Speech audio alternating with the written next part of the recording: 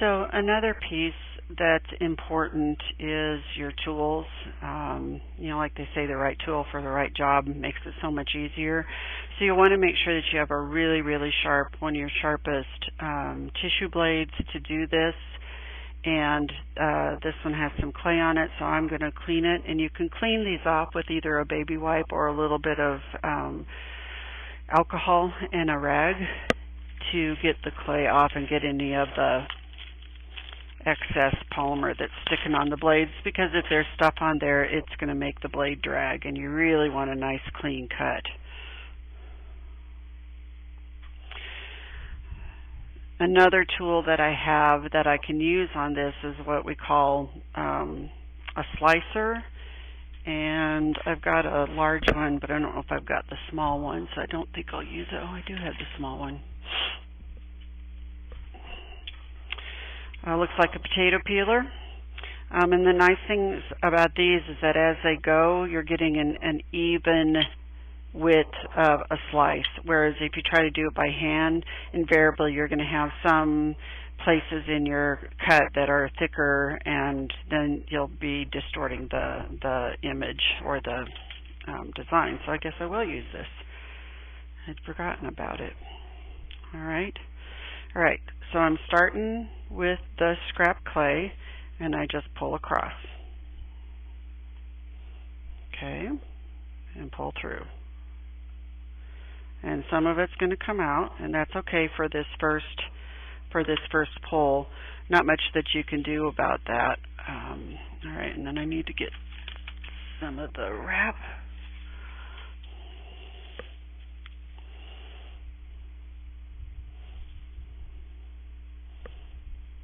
To lay these pieces on.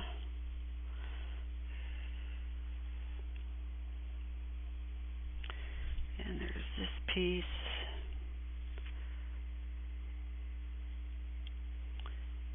And that piece. Was there another piece? Nope, that's it. Okay. This piece got stuck. All right. I'm going to wipe the blade again. And let's take another cut.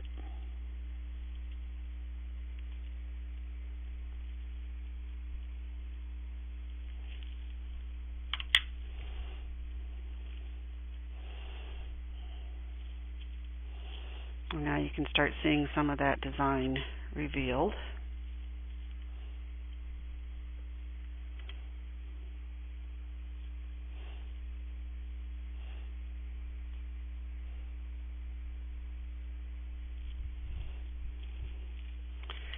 And part of it is that the slab is a little larger than the cutter that I'm using, so I think I'm going to go back and use that larger one to see how you start getting the reveal. And remember, I used the regular head screw bit, drill bit, and look at those interesting designs because it pushed the clay down and it kept those colors in there. So now we're starting to get a little bit of design. So let me sort of straighten these out a little bit.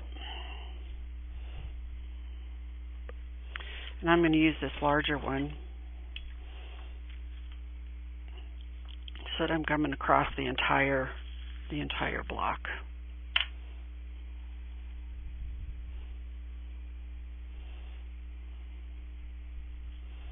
Let's make sure I've got it going the right way. And I do.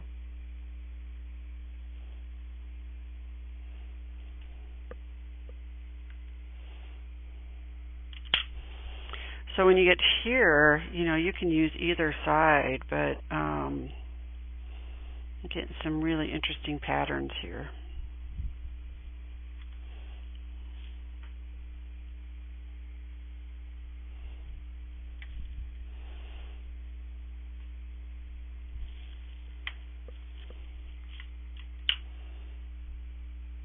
See, I like what that flower is doing because it kind of went off on the end.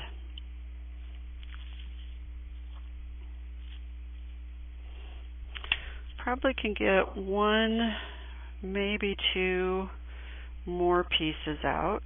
Let's see what we can do.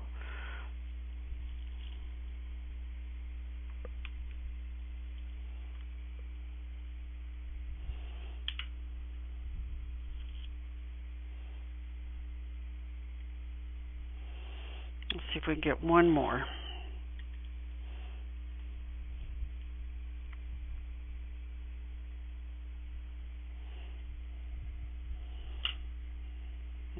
That came out nice.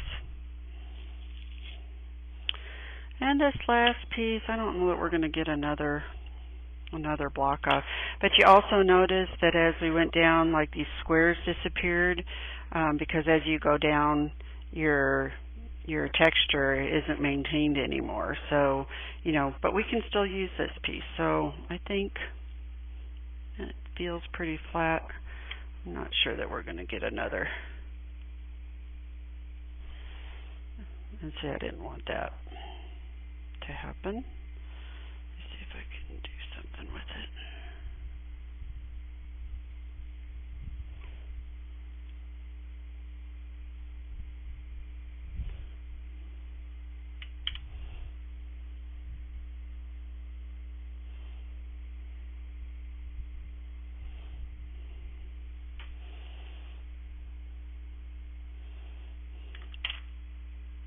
So even pieces that are as little as this, you could do something with earrings or something like that.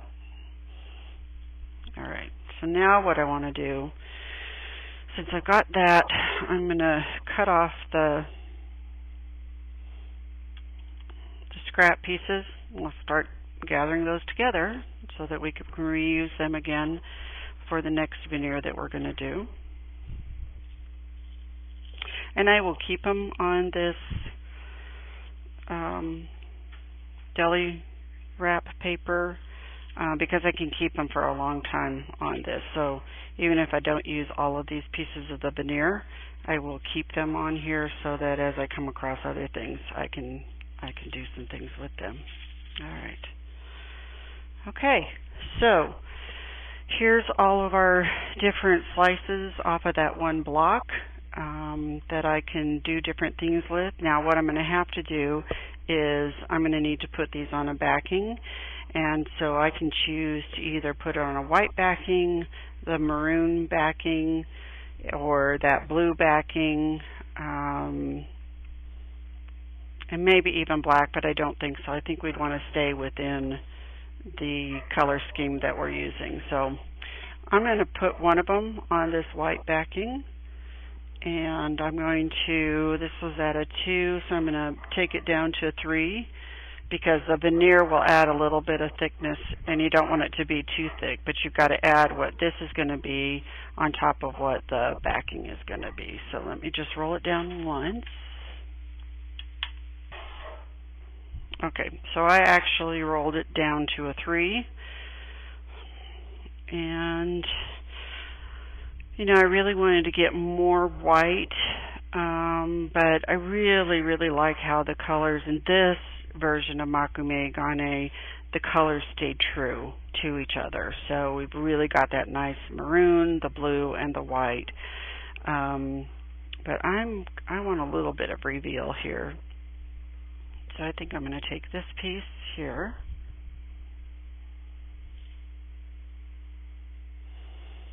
I'm going to intentionally have this open a little bit so some of that white shows underneath. And then I will take a little bit of this. See how we can do this.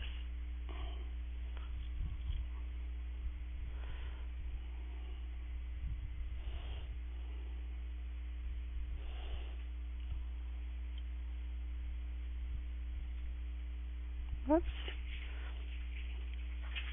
It sticks to my fingers too.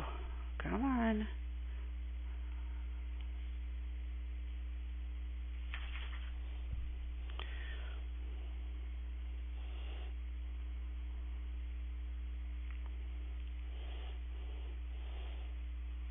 I'm not sure that this part I'm going to be able to use, but we'll see. And maybe this one.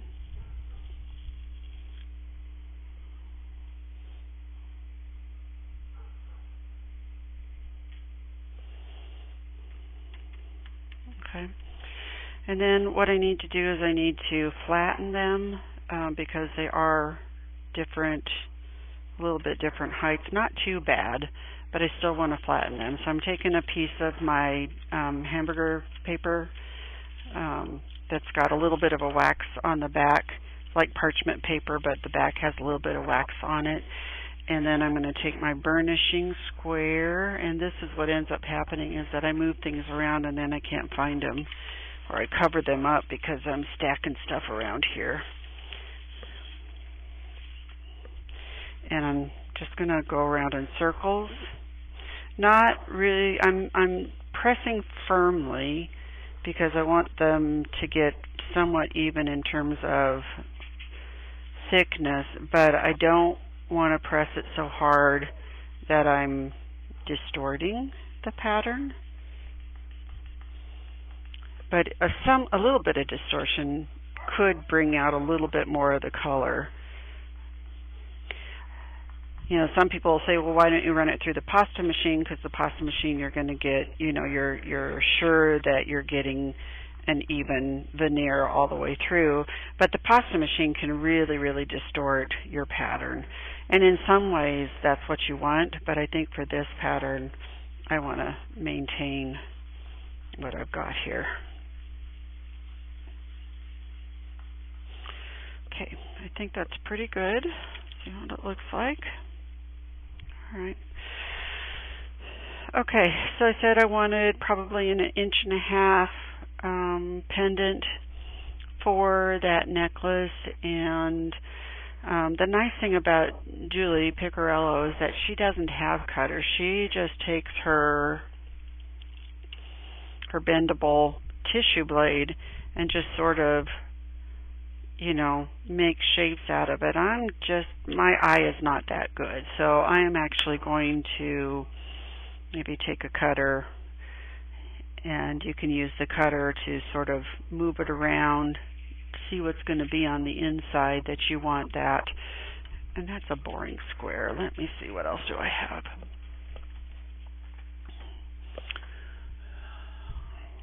I've got kind of this cool thing.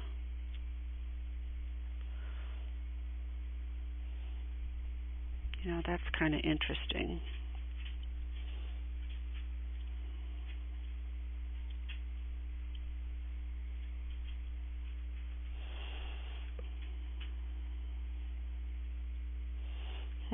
I kind of like that.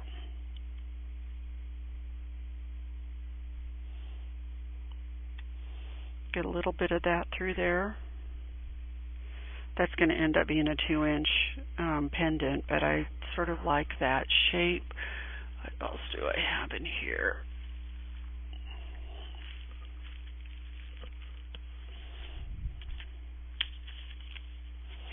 I've also got this.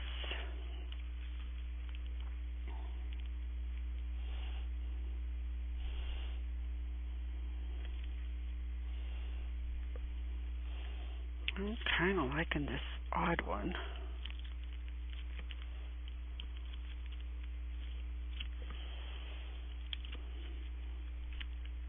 This is more symmetrical.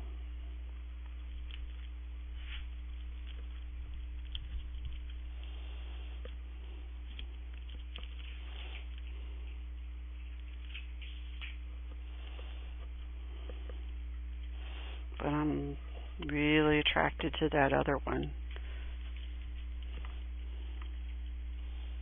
That could be interesting. I think, again, holding that first one up and it being asymmetrical has kind of captured my eye. And, you know, thinking about the blouse that this is going to go with, I'm really liking that. Let's see what else I have.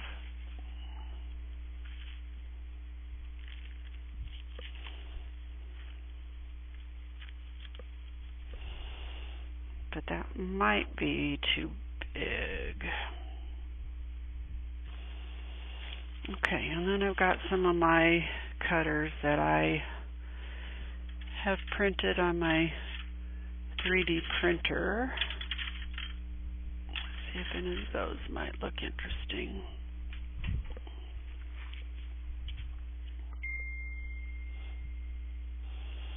Now that would be interesting. I don't know if you guys can see that. Here, let me move this over so that I'm right under the camera.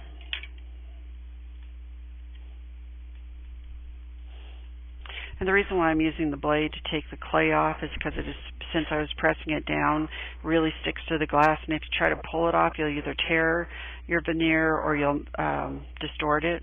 So you always use a piece of a blade just to go right on the glass and lift up the veneer that way.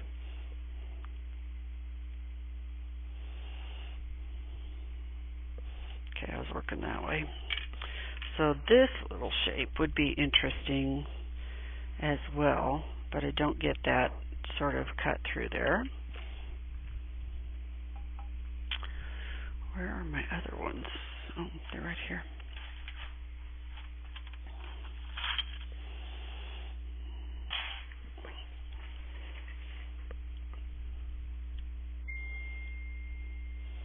That's kind of cool. Or I could do it like that. See, I like the asymmetrical. I'm just, all right, once I've got that going, I would definitely do it. So that's a little too big. I could do it with that, but no, this one's too big. It's too wide.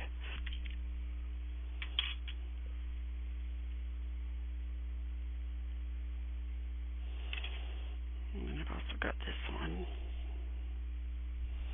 which I could do with, you know, a much thinner piece that I could put a backing on. I could do with some of the other pieces in here. So I think I'm going to do this one, and now I just need to decide between this one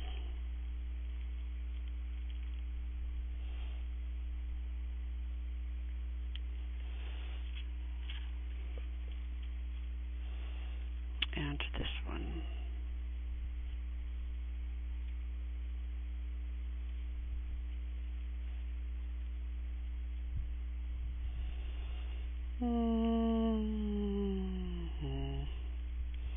I don't know, guys. Okay, so I'm going to cut one. I'm going to cut this one. I really like how that's showing through. So this is really just an index card that I ended up cutting on my Cricut cutting machine. And so then what I will do is I will take really sharp X-Acto knife, and I'm just going to go straight down in and just go around the edge very carefully.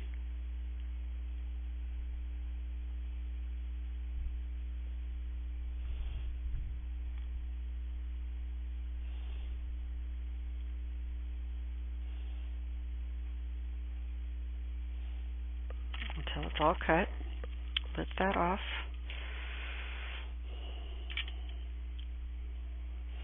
See, don't do that. That's the sharp part.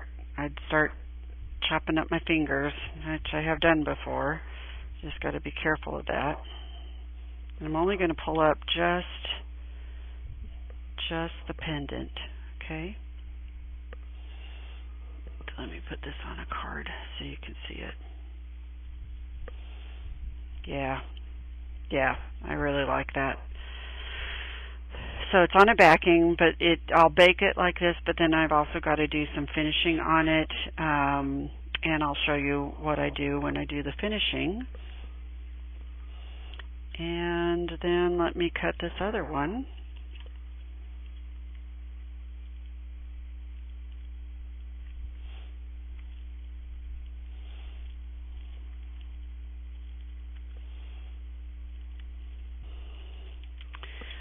And then I think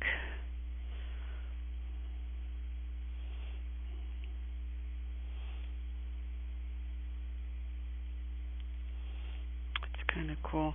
Now this is one of the cutters that I made when I'm just a couple months ago while I was learning how to make do 3D printing, and the wall of this is a good cookie cutter, but I need it much narrower, like these, to really be a good polymer clay cutter.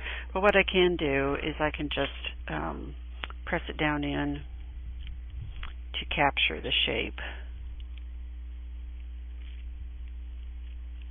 Yeah, maybe.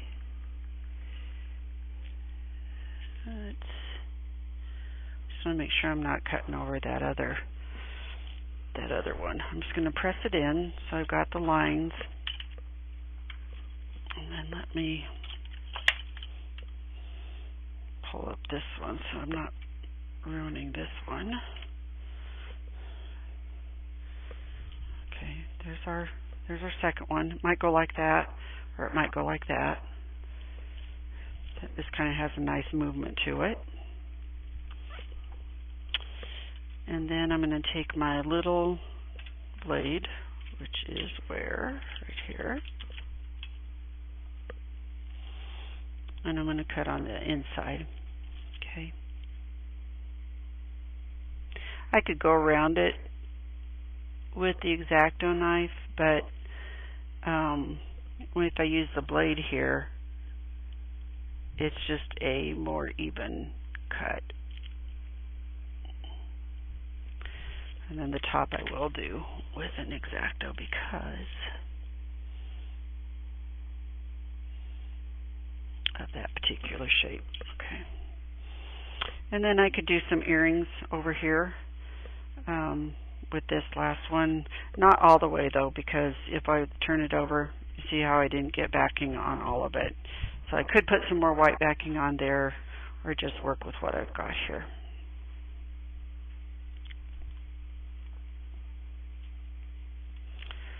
See what this looks like. And then there's that. And this one would be nice because I could put a backing on it that could stick out a little bit farther of one of the solid colors. That would give it a really nice, make it stand out really nicely. So there's that one. So out of that one, well, I actually used 2 veneers and put them on the backing. I got these 3 pendants out of that 3 veneers, and I still can probably make, if I had one large white sheet, I could put the rest of these on there, but right now I'm going to put these away because the next video is going to be showing you the other Mokume Gane process. But this is the Julie Picarello, using different kinds of tools to make textures and then trimming it and making thin slices and then putting it on a backing to make a veneer.